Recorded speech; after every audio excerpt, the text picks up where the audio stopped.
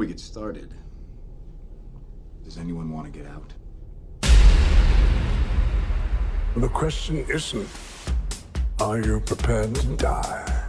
The question is, who will you be when you close your eyes? Well, it's been a while.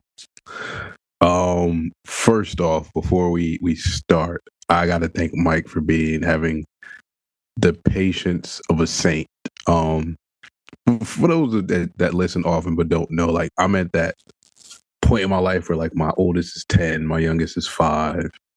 These guys are busy all the time, and then on top of my youngest being 5, he's also on the spectrum, and we're still not quite sure, like, what type of autism he has. Like, he's functional.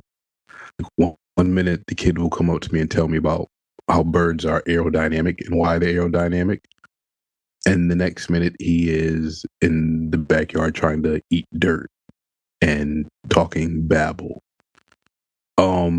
He also has the Wolverine healing factor and the pain tolerance of the Hulk. So, example, like, people have those, like, little bird chimes. He's at my mother-in-law's house playing with it. Take on the little plastic pools that every kid has, fill it up water.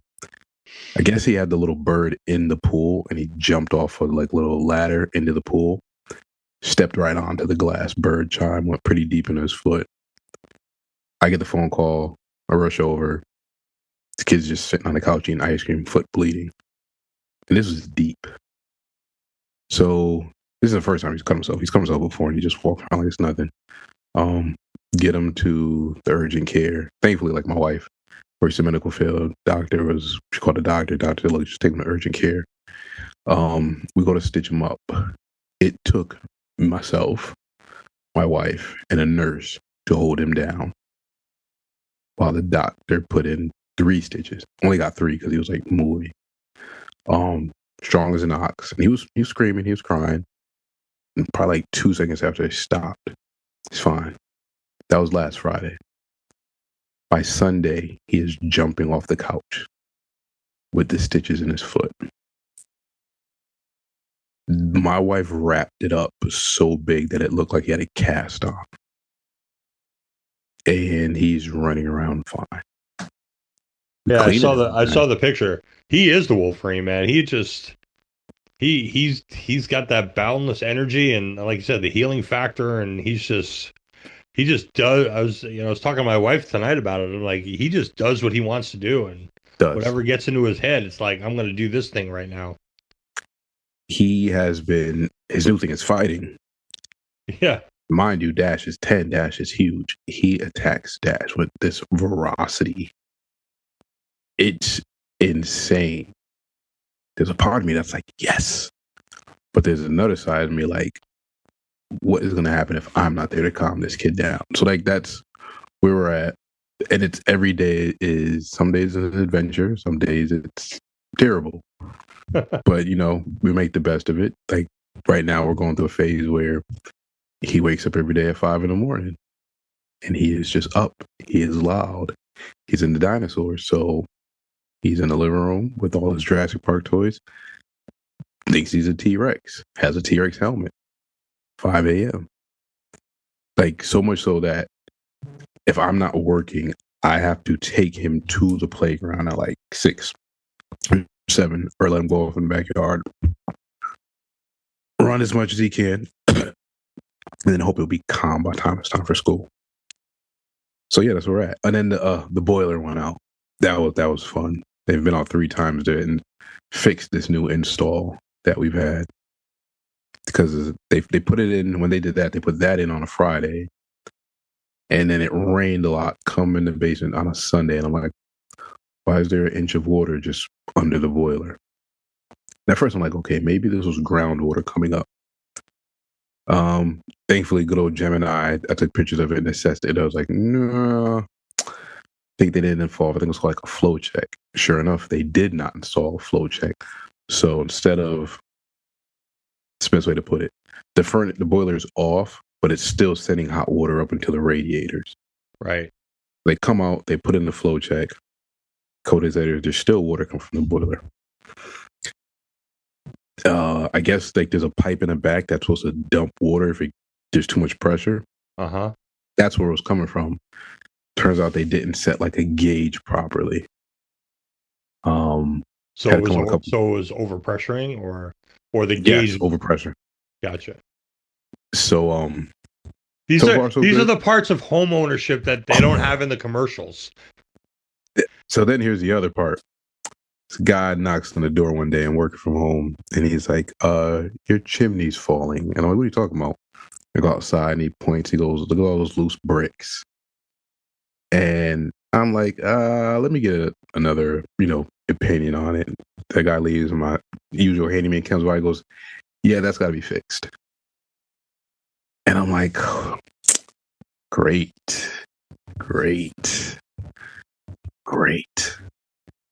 I just, turn on my Xbox and just there you go. Try to forget about it. Do you have? I don't remember. It's been a minute since I've been in your house. Do you have a fireplace? We have the guy who lived there before installed a wood burning stove that is not usable. Gotcha. So that's got to get taken out. And then I told you there was the infestation of flies. Yeah, so which turns out there was a hole going from the gutter, and I think there's a small hole like into the wall, and they're getting in. Yeah. So I had to get up there on the ladder, spray everything into the hole, like everything from this bug spray, and it slowed it down. And then, thankfully, it turns out one of my cousins is an exterminator, and then he came over. We patched the hole a bit, and he took care of. He just, fumigated. Areas. So far so good. Yeah. Keep my fingers crossed. Like I said, this is not the stuff they put in the commercials about the dream of home ownership. No.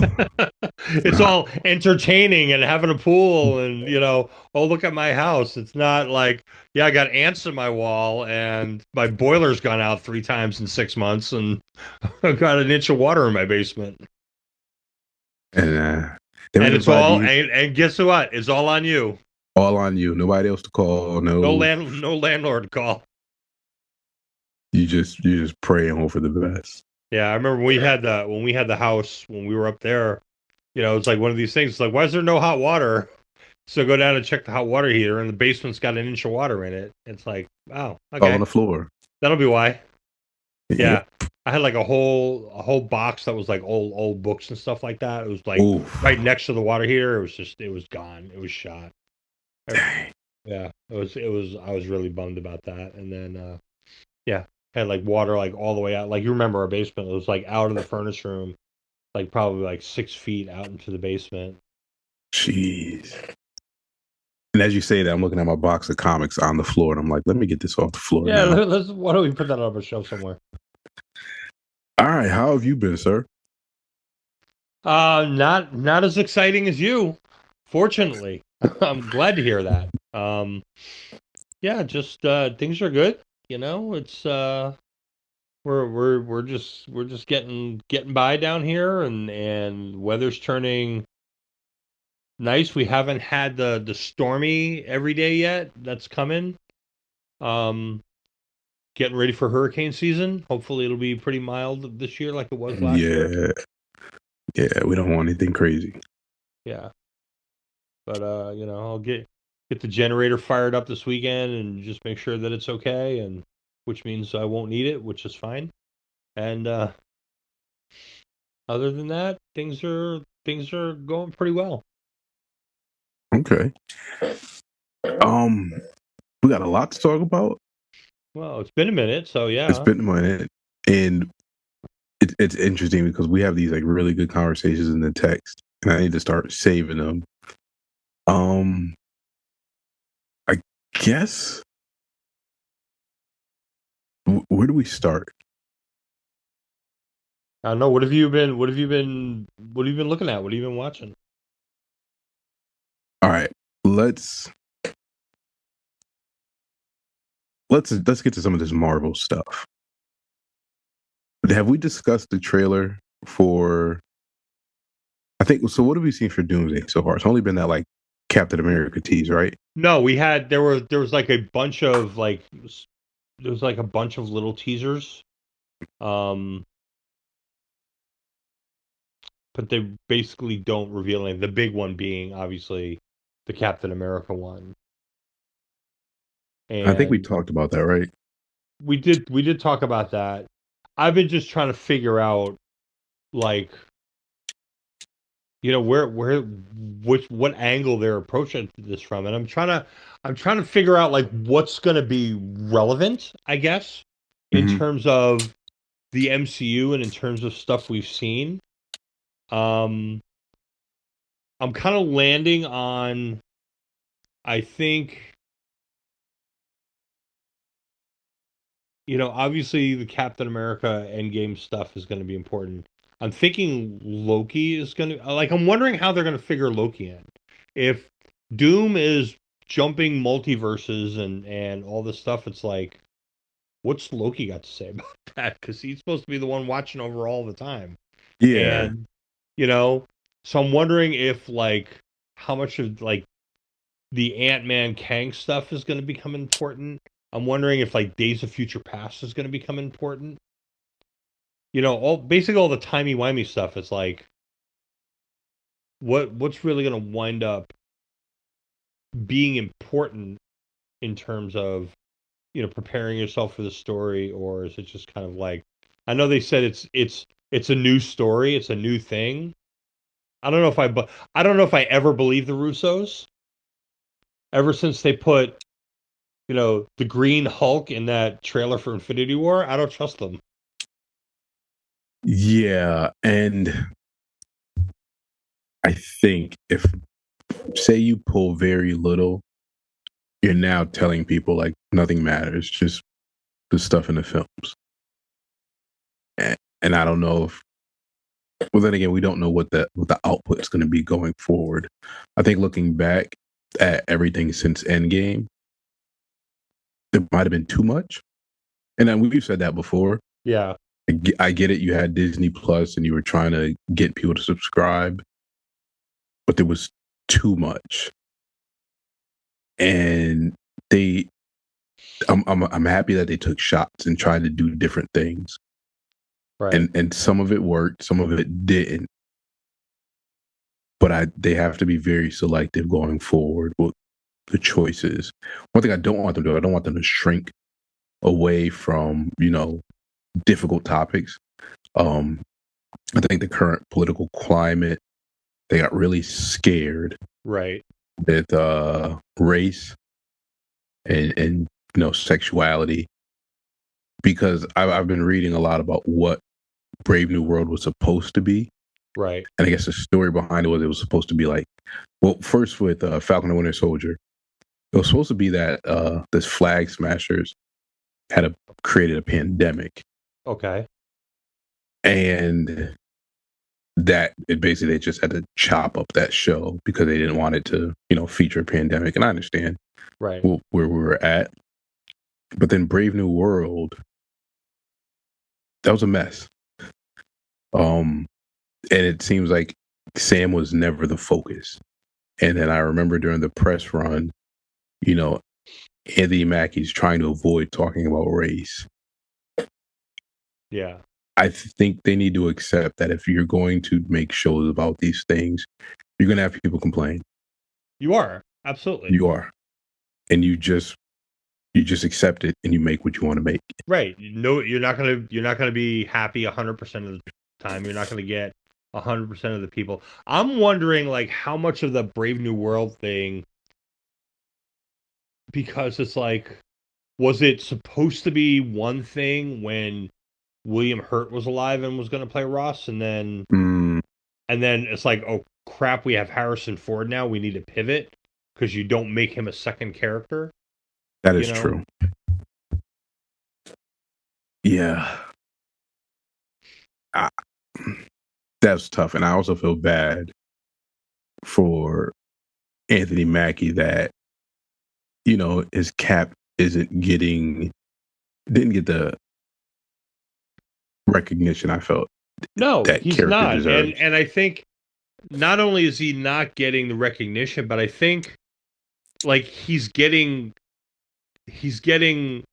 like a lot of how do I put this? Like there's not a lot of noise out there with the whole U.S. agent thing.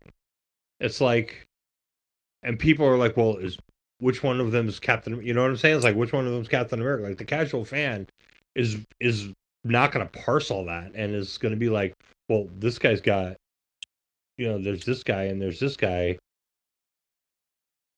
You know what I'm saying? It's like it's just like it's confusing, I think, to like a casual fan in terms of how much screen time they're giving Walker versus how much screen time they're giving Sam.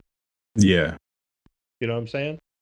And that's going to be an interesting thing to see, like how you play out that dynamic, because I would think that the minute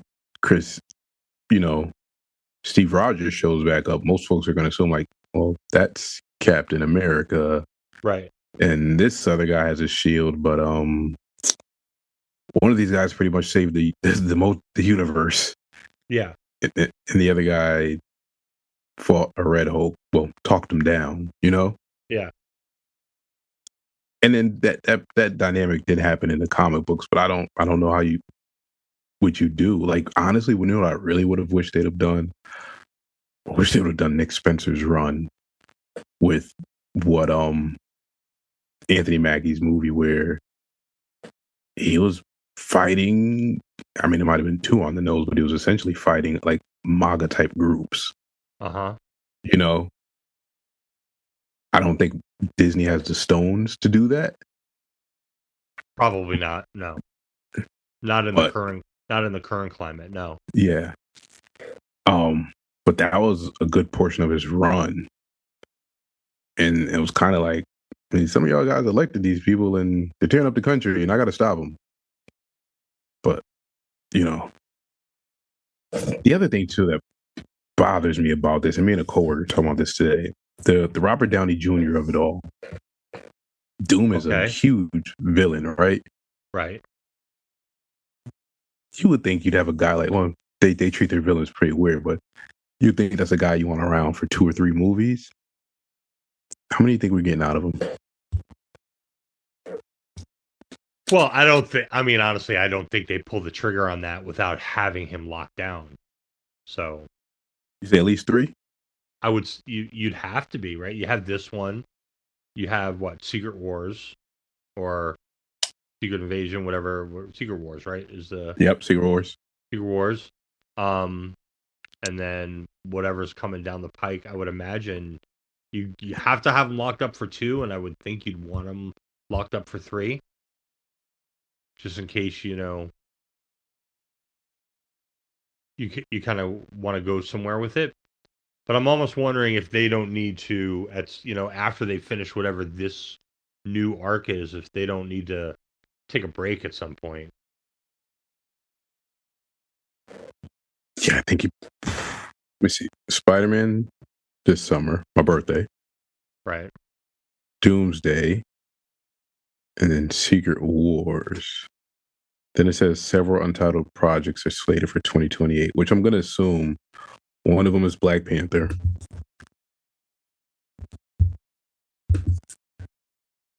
Right. And I'm not sure what else you get after that. Yeah, it's tough to say. I would think you're gonna want to do. I don't know, man. No Vision Quest is coming. I think it's gonna wind up depending on.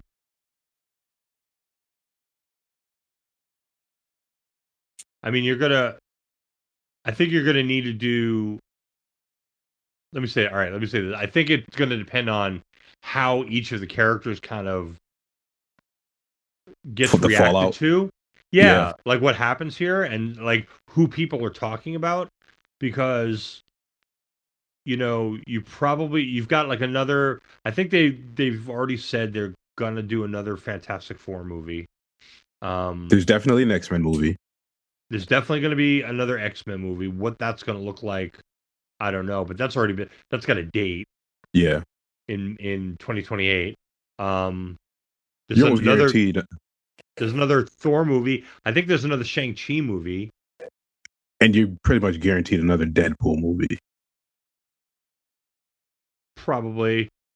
Yeah. X-Force, maybe. Because that was probably what? The highest rated thing since Endgame? Like critically and commercially? Certainly made money. Yeah. I mean, it wasn't really my cup of tea, but certainly generated a lot of buzz. And maybe you give Hugh Jackman his own thing? Maybe.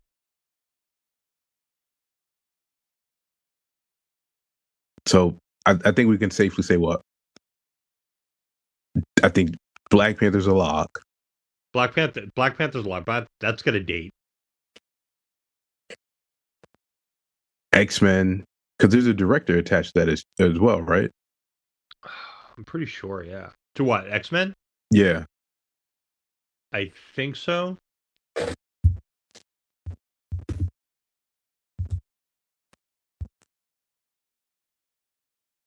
Yeah, Jake Schreier is directing it.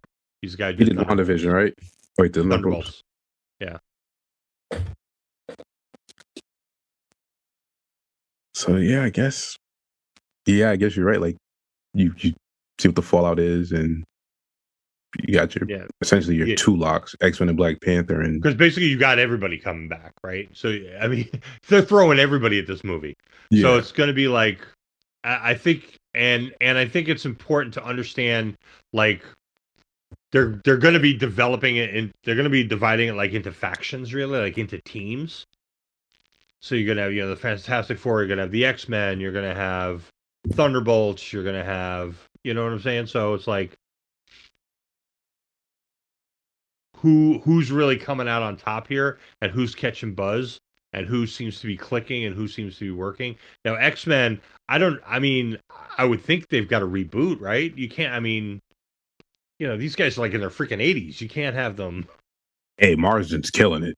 Marsden is killing it. Our boy James Marsden is killing it. He is killing it. And he should be the leader of the team, so. He can still play Cyclops to me. That's it. Absolutely. 100%.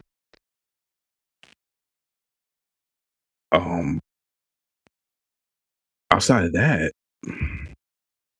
I think we'll know once we see whoever this Sadie Sink character is in Spider-Man. Yeah. Well, I think she's got to be Jean Grey, right? Then I don't think it works for Marsden. Yeah, I guess that's true. Man, I just sometimes wish. They didn't know that he'd be killing it right now because he's on fire. He's on fire. But on the other hand, they're doing all this weird stuff with multiverses and different universes, and so like if Deadpool and Wolverine exists in the MCU, that means that there is a Johnny Storm variant with Chris Evans' face. Yep. That exists in the MCU, you know what I'm saying? So, like, they could do whatever they want to do, really. That is true. That is true. And I would hope that they have the creative flexibility to say, you know what? It's like wrestling, right? You put the belt on the guy who's getting the cheers, and you let it run until it stops. Right. If Marsden is killing it, he's back in the public eye. Then damn it, you figured out a way to make it work as Cyclops until it doesn't. Exactly. Who knows whatever explanation they're going to come up for having a T'Challa that's not 15 years old. Like, it's going to be an adult playing him. So they haven't cast that though, right? No, but I doubt we're going to get a teenager. I'm pretty sure they might find some multiverse way. Or they'll age up the kid that was playing him somehow, some way. Right. And he steps in. So they can get creative for explaining why James Marsden is still Cyclops. Yeah. Like, he's too good right now. There's a T'Challa in one of the universes that didn't die and has a different face. You know what I'm saying? Because Isn't that what happens at the end of Secret Wars? I remember the updated version that I read. Reed and Franklin's his son, right? They pretty much just took the pieces that Doom had broken up and be like, all right, this is the one universe that exists now. And it was like only him, I think Professor X, T'Challa, and like the people that are in the Illuminati that knew that these were pieces of all these other universes just left, used to make one. Right. And then we'll go from there. Yeah, and certainly from the point of view of those little mini trailers that we got, there seems to be like a focus on the children. Yeah. Right, because we saw, in First Steps there was the post-credit scene where Doom was with Franklin, and the Steve Rogers bit had him and his son. The Thor bit had him talking about Love, who wasn't there. I don't know if that means they're going to do something with T'Challa or not. True. I didn't think about that. Right, because supposedly there was there was a clip of Shuri like on a beach or in a desert or something like that, and what people are saying is that the other side of that is Sue Storm, but they just didn't show it. Yes, what I read was, I guess it was actually like the ocean, but Namor had parted it so they could talk. Something like that. So sure, because I think they showed Thing, but it's like, so if Sue Storm is there, we're sure like is Doom like taking the children or something? And so, do we have? And I think we wind up with these opportunities for these we're getting these multi universes together. It doesn't necessarily mean everybody's got the same face, right? Because like I said, we've got a Steve, we got a Chris Evans Johnny Storm. We've also got a Joe Quinn Johnny Storm. I'm surprised they haven't dropped these trailers yet. Yeah. Well, I mean, we're getting to be 6 months out now, so I would imagine we're going to see something fairly soon. I just don't know what they would drop it on. Maybe before Spider-Man? When's Spider-Man coming out? 31st of July. I would think there's definitely got to be a trailer attached to that. Yeah. Quickly, did you watch The Punisher, the one shot? I did not, actually. I have really weird feelings about that. Not once did they, I'm going to try to do it without spoilers. Not once do they address how Frank escaped that old island that Fisk had. Right. Never gets addressed. What's that movie where they're like trapped in a building? Is it The Raid? The Raid, yeah. That's one build. That's one movie that's got that going on. Yeah. It's similar to that. Okay. But I would say like building city block. Yep. That or Dread. Dread's another movie that has that kind of trope. Yeah. It's not bad. The yelling and grunting is kind of got to stop. Okay. It's unnecessary at this point. All right, yeah. I get it. You're full of rage. I don't know, something about it just was off. It was just really off. And I think it's because they keep perfectly. All right, now I know what bothered me. Bernthal made a comment. He was like, the Punisher belongs to the police. He belongs to the military. He represents those guys. And I keep thinking about how they created the Punisher. Is like, no, this is an irredeemable character. He's a broken man who should not be idolized. Right. Did you read the original Civil War? The comic? Yeah. Yeah. A long time ago, yeah. Remember when, like, the Punisher tried to join Captain America's side, and they Cap beat the brakes off of him. Yeah. And he's like, no, you don't get to be a part of this. And I just feel like they're missing that. They've made him this sympathetic, and you can make him do whatever you want to be. You can fit whatever you want. But they did. Like, they made him like an anti-hero. Yeah. Like, like Wolverine almost, Yes. Like he's doing the wrong things for the right reasons. Yeah. And it's just like, I guess, but I mean, they have a history of doing that. I mean, they really kind of did that. Honestly, they kind of did that with Magneto from Jump. I knew you were going to say that. But then it's crazy because they didn't do it in X-Men 97.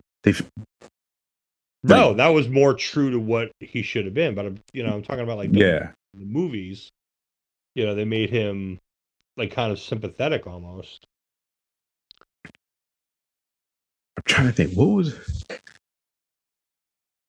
I'm trying to think of a character where like every time you try to like feel bad for him, like they make him do something to remind you, like, no, this is the villain. You're not supposed to like this guy. Man, I can't remember. I kind of just wish they would do that with the Punisher. Like, I know they won't at this point. Right. I guess it comes kind of back like they're afraid to let the audience be uncomfortable. We talked about this with in that text message we had a week or two ago with the ending of Civil War. Yeah. They're still not okay with that. And I think it's because they treat the audience like children. They do, and they either have to wrap up everything in a bow or they can't let us sit. And I think they could have let us sit with not knowing what was going on with Rhodey for a year. Yeah. Would have been fine. It would have been, imagine that moment in the theater where they're in Wakanda, the Thanos' army's outside the freaking shield, and Sam shows up, and then Rhodey shows up with him, and like people would have gone nuts. Mm-hmm.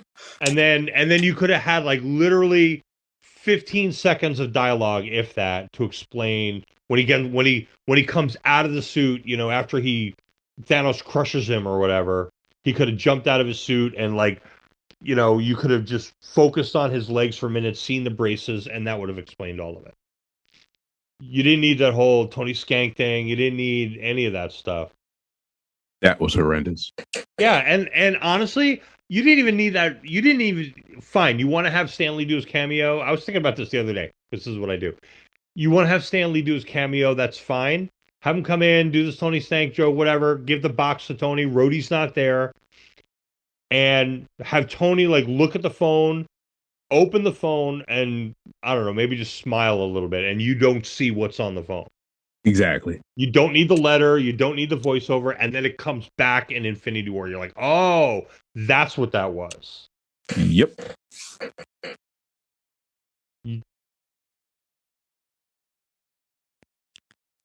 Like, I even thought about with the season 2 of Daredevil Born Again. And we're getting like these Foggy flashbacks. Right. No, Foggy's dead. Yeah. Let Foggy be dead. Don't massage my emotions and give me these flashbacks with him and Matt. You want me to think about it? Maybe read a letter that Matt left him? Don't show me Foggy at all. Foggy is dead. I think what they were trying to say was that was Matt's motivation, or like that was Matt's touchstone. You know what I'm saying? Yeah. And who was it? He was like, you don't get to say his name. Was that wasn't Bullseye, was it? I think it was. Yeah, maybe it was.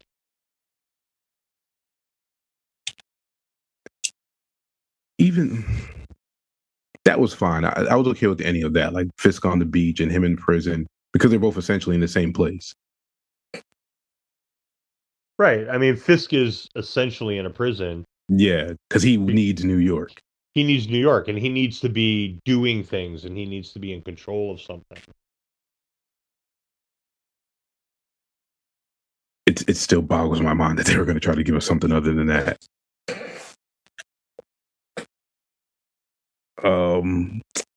let's move on to DC. Do you have high expectations for the Supergirl movie? No. And maybe that's a good thing. What do you expect from this movie? I'll be honest, I'm kind of expecting to be a little bit of a mess. Like, I don't. Here's the thing. Like, I don't have a problem with Millie Alcock. I don't like what I've seen so far in terms of what they're writing for her to do. What is this even about? I have no idea. And that's the thing. We haven't seen any. We just seen like, cool clips of her being party girl or whatever, or sarcastic, and I mean that's fine, but yeah, what's it supposed to be? You got to get. This is not Superman. Like, you got to get me to buy into this character. Yeah, and they're not getting me to buy into it. I'm just sitting here going, all right, when's this thing going to be on HBO? And I think they should be very afraid that He-Man flopped. Because here's my thing. We already know how some of these people feel about female-led superhero movies, right? You couldn't even get the guys to go out and see He-Man. And I grew up on He-Man and had no interest to go and see that. If this movie didn't have that Superman logo, like, I already don't want to go to the theaters. The only thing you're probably getting me out to see is Spider-Man, and that's a maybe. They better drop a phenomenal trailer soon. Because I wish, is there like a site that talks to this? I need to see what the internet traffic, or how many people are searching this up. Because I don't feel like this movie has any buzz. I think because like you said, like nobody knows what this thing is. It's like supposed to be like some kind of intergalactic road trip revenge thing. I know they're adapting like one of the comic storylines. So I think it's Woman of Tomorrow. So I guess there's a framework to it, but it's like I said, it's not like Civil War. It's not like a big Spider-Man story. You know what I'm saying? It's like, yeah, it's like, oh, okay, I don't know what this is about. Apparently, Crypto gets injured, and it says that Krem, who's the one, Krem of the Yellow Hills, escapes and maliciously shoots Crypto with a poison bolt. Kara is left with a strict ticking deadline to find the brigand and save her dog's life. Kara and Ruthie form an unlikely alliance, embarking on a deep space John Wick style revenge mission. My estimation of it just went up. It sounds awful. One of the things I wonder about is like, correct me if I'm wrong, but like in the comics, isn't Kara older than Kal-El? Yep. And this one, she's younger. I mean, I know she was like, in some of the comics, she looked younger because even though she was older when they left Krypton, she got stuck in the Phantom Zone and oh yeah. So while he aged, she didn't age. So he winds up being an adult before she's an adult, but she's technically older than he is. But I think James Gunn has said that she is just younger, which leads me to the question of, then where the hell does she come from? Well, because you let me know after you see, because I ain't.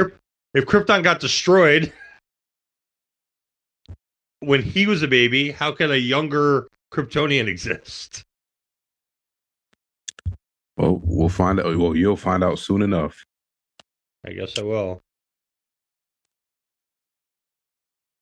Because I thought, wasn't she like in stasis in a ship or something? I don't know. We'll find out. You like your Xbox? You know, who are you talking to?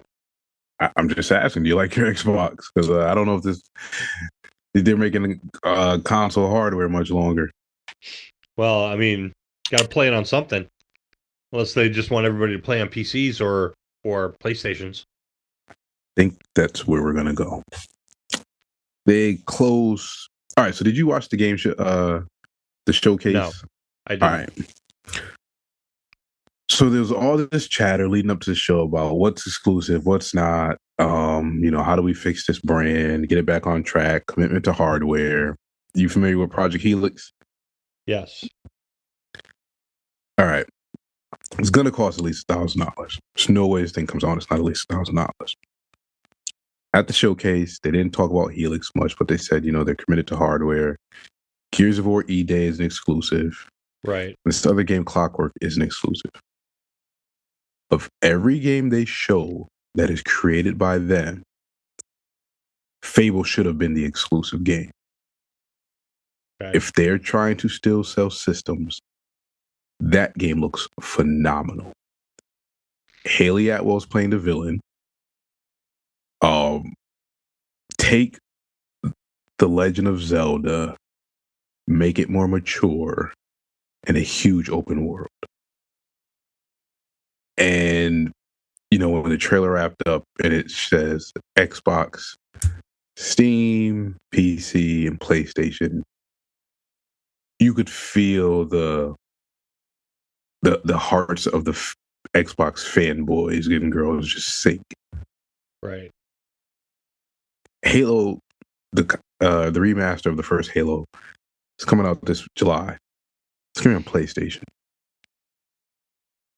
So then yesterday, they announced that they were closing out Compulsion Games, one of the studios that they acquired a few years back. Right. Then today they announced they're closing down Ninja Theory, which, weirdly enough, they showcased the game that they're supposedly working on, the showcase, and Double Fine closing down. But now it seems like these studios are trying to negotiate for their independence. Right. Then Satya Nadella is talking about, we've invested in Xbox for over 25 years. It's time for them to be self-sustainable. I don't see how this company can remain committed to hardware when at the same time, the systems have gone up in prices because of, the shortage of RAM and whatnot. Right. But these idiots in their pursuit of AI are the ones driving up the RAM.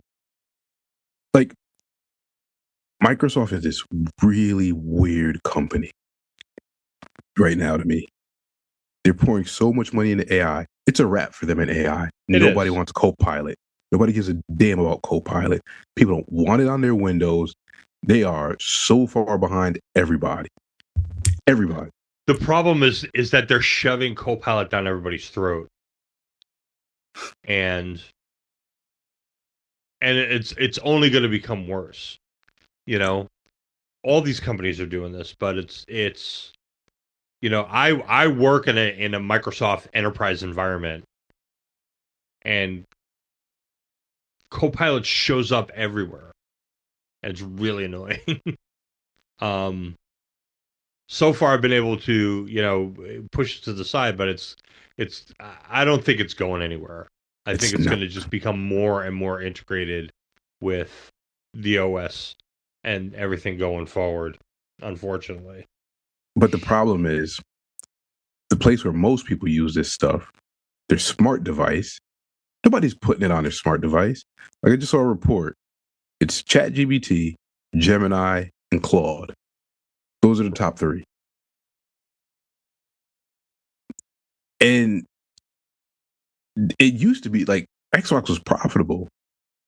Then somewhere they got the bright idea that they needed to buy Activision and Call of Duty. Then you couldn't make it exclusive, right? Because the DOJ wouldn't allow them to, acquire them. To me, once they found out they could not make that title exclusive, they should have given it up. Yeah. Because now you have you had all these teams, all these projects, and then what has it been 3 years since that thing closed? Most of those Call of Duty titles, most of those Activision titles still aren't in Game Pass. You raise the price of Game Pass to $30. New CEO comes in and is like, okay, we're shedding subscribers. You brought it back down to something reasonable. I don't see how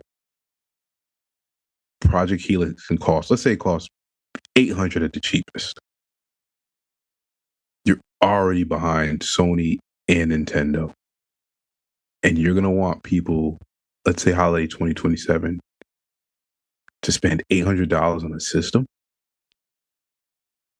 You can't even sell the one that's out right now, and it's like $640.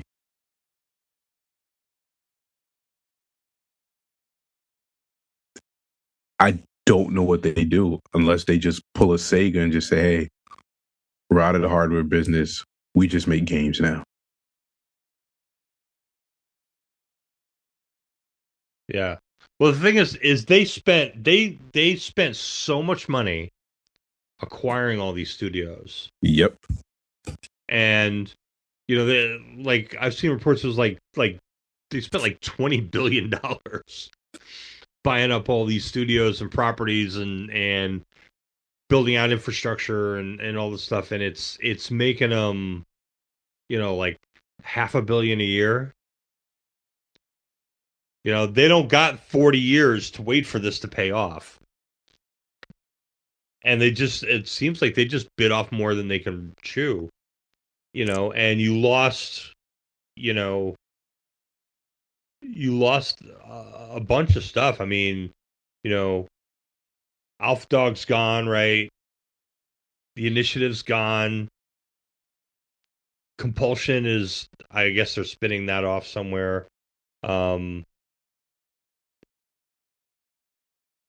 Arcane is probably going to close. There goes that Blade game. And then if they could sell off, Ninja Theory and Double Fine and there were other studios and stuff, but it's like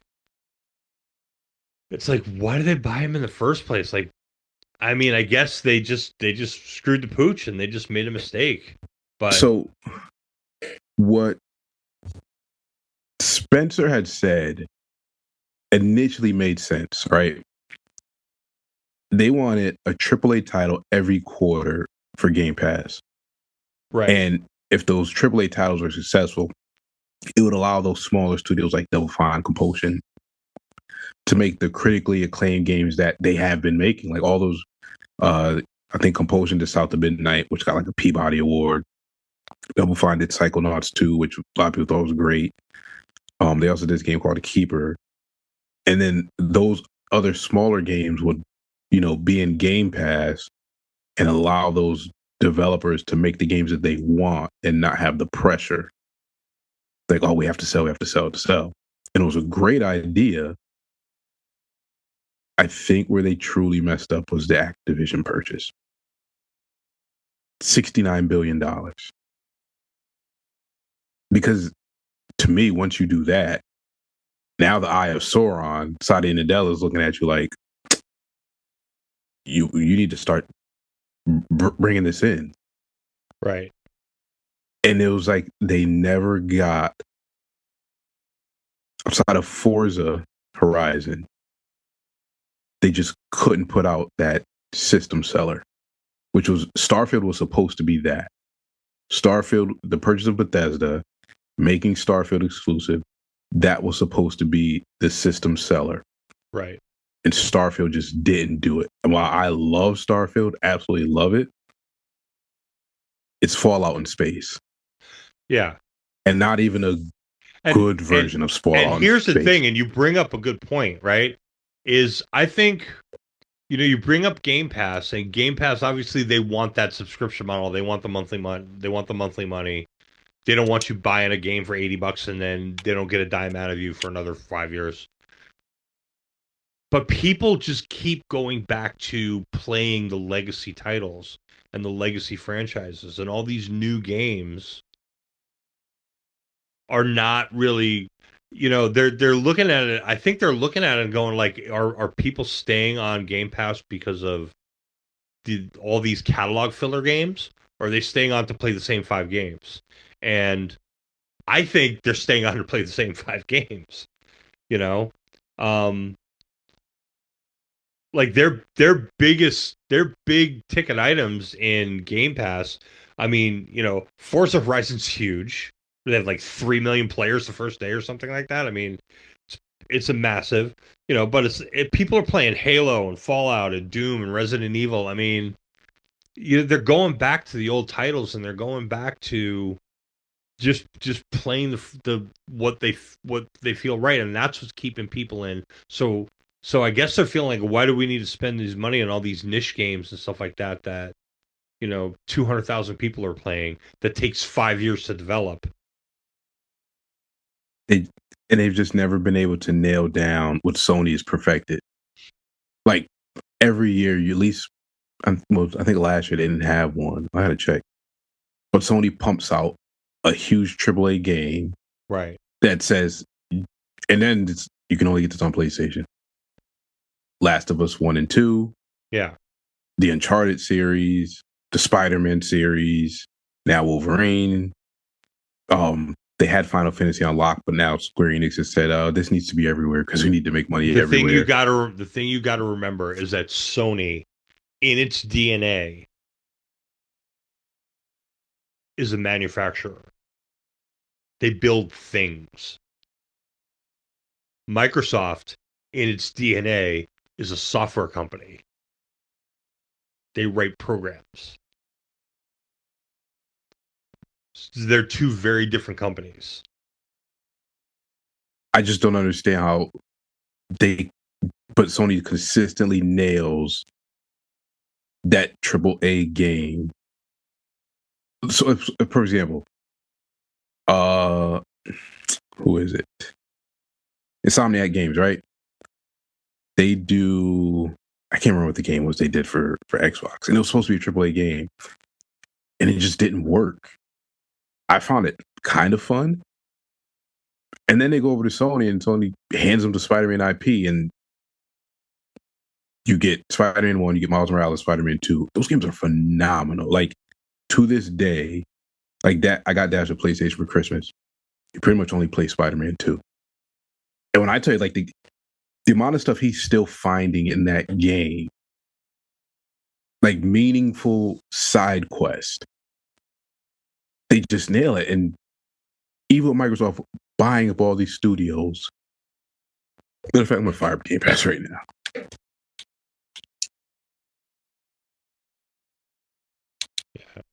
Yeah. But I'm I trying think, to see what is and the I think best thing in here. Wasn't it was it like Sunset Overdrive? Sunset Overdrive. That was what the time they That's did the on only Xbox. That's the only one they ever did for Xbox. Yep. But what I'm saying is Sony has in its DNA the need to keep building, to keep getting people to buy consoles. And so so that drives everything they do. They need to have exclusive games. They need to have AAA games.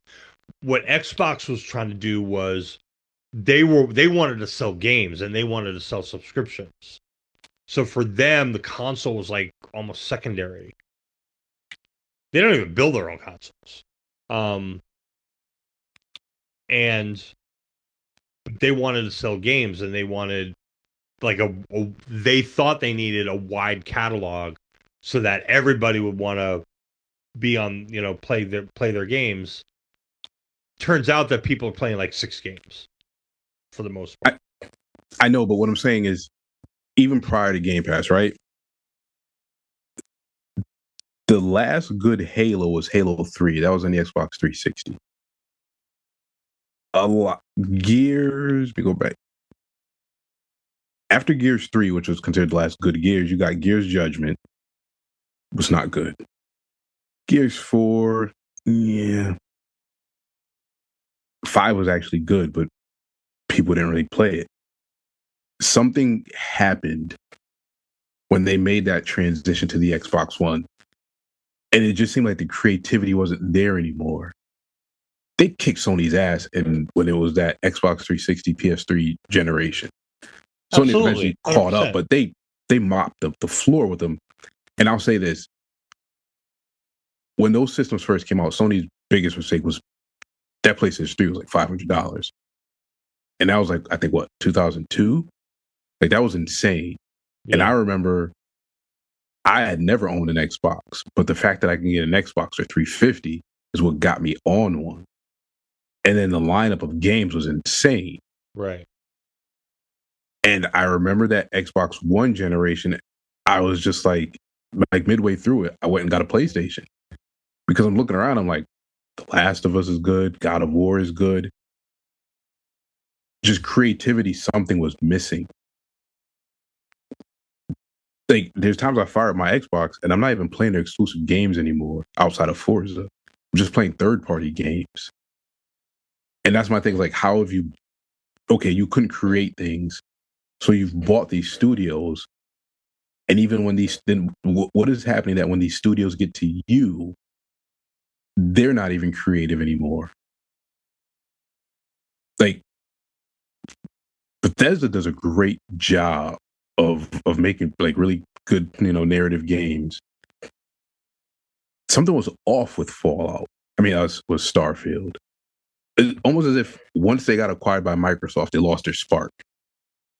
And that happens. I mean, that happens because you wind up now having, corporate overlords to answer to, and you can't. I hate to quote this guy. I hate to quote Musk, but you can't move fast and break things, because there's shareholders to worry about, and there's the board to worry about, and there's everybody has an idea, and everybody's sending notes down, and you see the same thing in movies. You have these small, these independent directors and stuff like that who are doing whatever they want to do, and then they sign a contract with a studio, and now all of a sudden everybody's got a note. Every vice president in there has got an idea that you have to address. So it's not understandable that these studios kind of lose some of their creativity once they become part of a corporate, structure or org chart.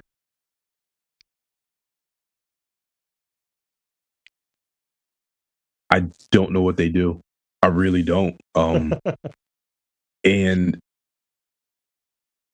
I don't know if they get another console. As much as I'd like them to, like, and it's telling because a lot of when they had to testify to try to get that merger to go through, one of the things Phil Spencer said was, we lost the most important generation when we lost that Xbox One generation, because that's when people started to shift to digital libraries. And now that people have amassed so many games in their digital libraries, it's very difficult to get them to leave. Like, we're at a point in the life cycles of these consoles where they should be half of what they originally cost. And then you would hope that you get somebody to invest in it. And then with that next cycle, hey man, I really like what Xbox is doing, or I really like what PlayStation is doing, and I will get that next console. I think they said there's like over 90 million PS5 sold, and I think Xbox they said maybe between 30 and 35 million. Yeah. I think one Satya Nadella just looking and go, you know what? You guys just publish games now. We got all these IPs. We just make games. Or they do what Spencer had said, and they say, like with that Rogue Ally with Asus, it's like, all right, it's an Xbox device, but you guys make it. Yeah. Like we're out of the console space. If somebody else wants to, make one and brand it Xbox, knock yourself out. So it seems like they are going for. I mean, if you look at what Helix is supposed to be, it's basically a high-end gaming PC. Yeah. And it's good. Like you said, it's going to be big money. It's going to be $1,000 or more. So it seems like they're going for, like, they want to focus on the hardcore gamers and let Sony have the casual gamers. Make sense? Like, nobody who I'm gonna play 3 days a month is gonna spend $1,000 on a Helix.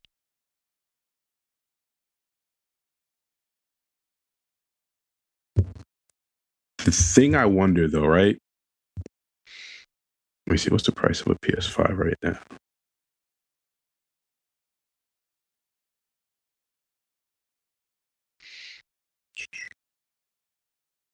Sheesh.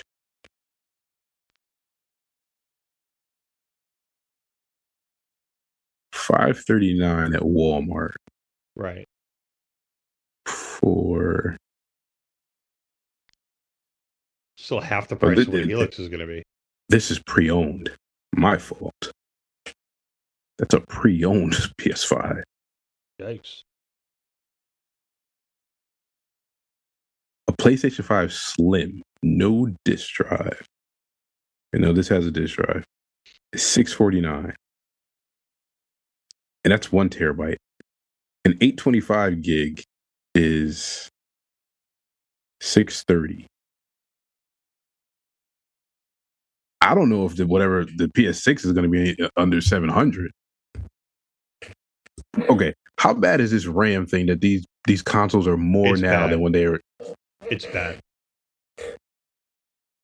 And is this driven by this AI race? It is. And not only is it RAM, it's also the GPUs, because the GPUs are essential for AI. And this is related to like data centers too? Absolutely. In a normal political climate, would the government usually step in at some point and be like, we need to figure this out? Or is this this is like a free market thing where like it's a free market thing, and the problem is those chipsets are not built here. Oh. When that guy said he was gonna do something about that? Yeah, well, okay. I just said I thought that was part of the campaign promises. Like, hey, things are manufacturers coming back here. Okay, so none of these next gen consoles are going to be cheap. No. Nothing is going to be cheap. PCs are not going to be cheap. Laptops are not going to be cheap. Nothing's going to be cheap because everything's getting sucked up for AI, and the chipset manufacturers would much rather sell to NVIDIA so they can make GPUs to sell to AI companies. You know what I'm saying? Like, they would much rather do that than, put them in consumer laptops or consoles or gaming consoles. And I heard this AI ball is supposed to pop soon. Is that true? Oh man, I hope so. I was like, so the only way we get cheaper consoles and cheaper electronics is if this thing just falls off a cliff. Yeah, or they crack the code to make it so that it's cheaper, which I don't see that happening anytime soon. Outside of us messing around with this stuff, are there any real world cases where this thing actually does anything useful or good? 100%. Absolutely. Largely in the medical field. Okay. AI is massive in the medical field. You're talking about, they've been using Watson to help to diagnose and design treatment plans, for instance, for really aggressive, hard to beat cancers, because Watson can read every medical journal ever and every article and knows about that one off case in Bangladesh where this guy did this with this, you know what I'm saying? It's like, so they could do that kind of research. The craziest thing that I read about, though, is there's a company, and I can't remember the name of the company. But so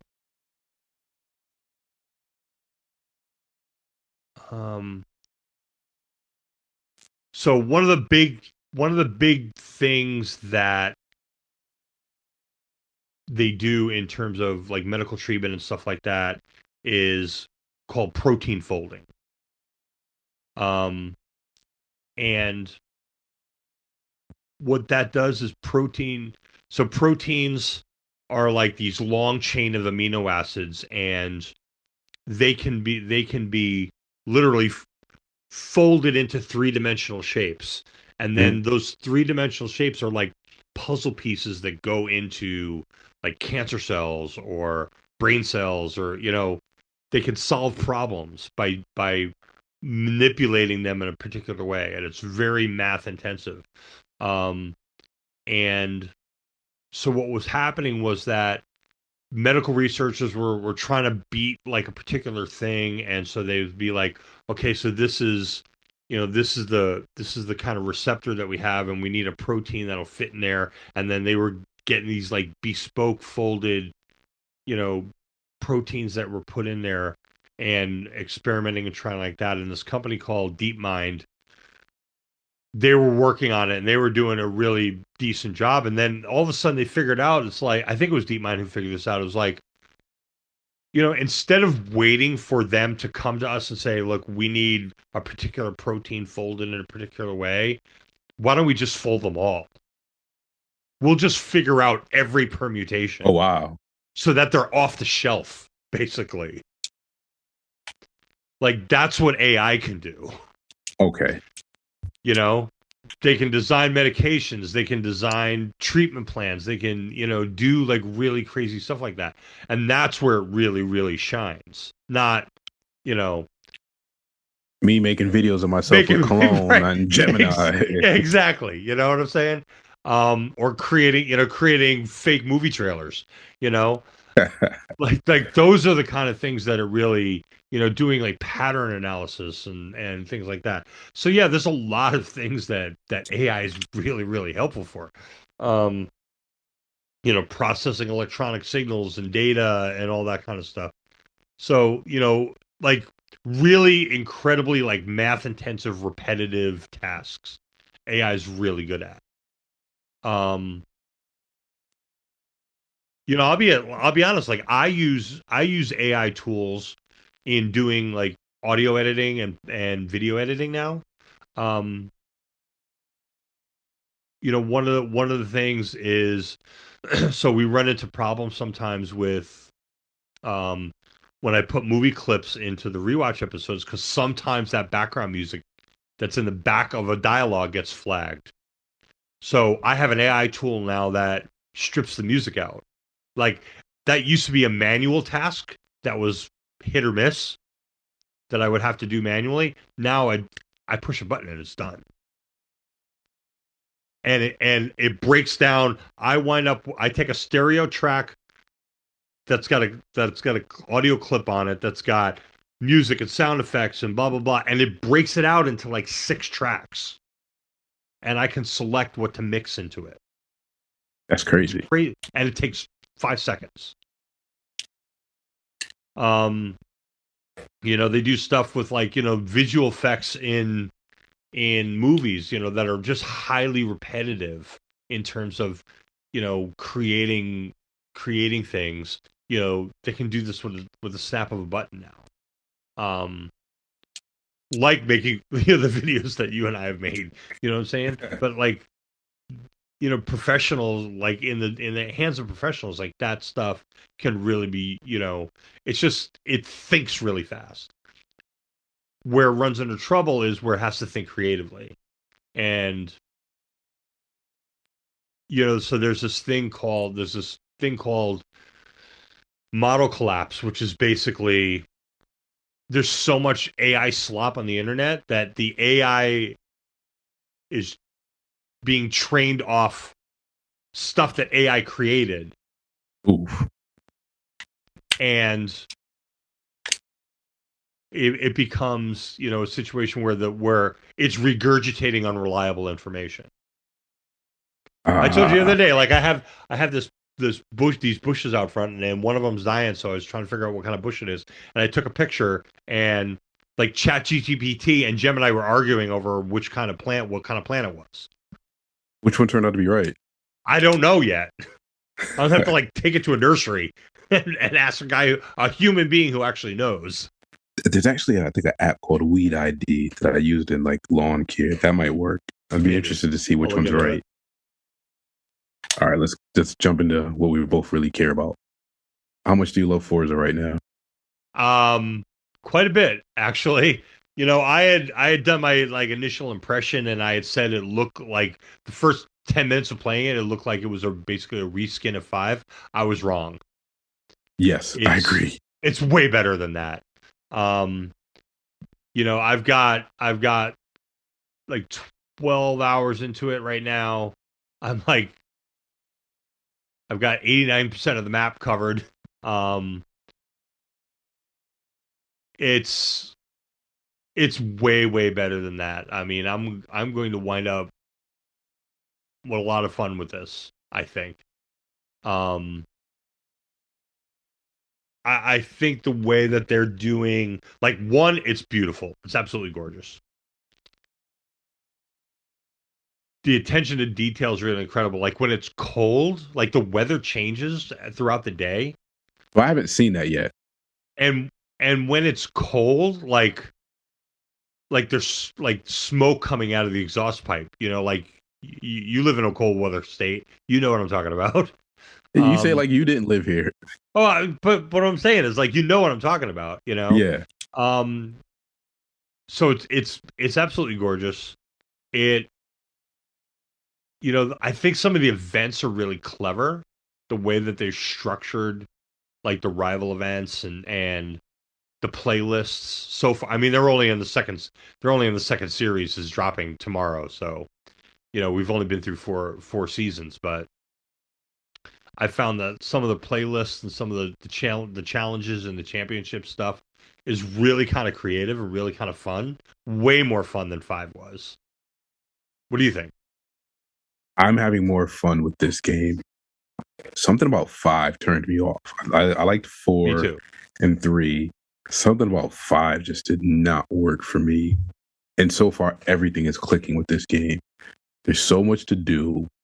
And I'm honestly just having fun exploring.